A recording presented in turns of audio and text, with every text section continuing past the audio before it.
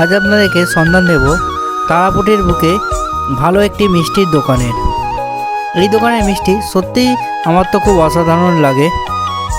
নমস্কার, আমি মিন্ময় আবার একটি নতুন ব্লগ নিয়ে চলে এসেছি। আর এখন আমি আছি তারাপীঠে একটি মিষ্টির দোকানে, যার নাম হচ্ছে দাস সুইট। আর আমি এই তারাপীঠ এলে এই দাস সুইট থেকে মিষ্টি প্রায়ই খাই। এই দোকানের ল্যাংচা তো আমার খুবই ফেভারিট, তার সাথে তো গরম রসগোল্লা পান্তুয়া আছেই। আপনারাও যদি তারাপীঠ আসেন এই দোকানের মিষ্টি একবার ট্রাই করে দেখতে পারেন।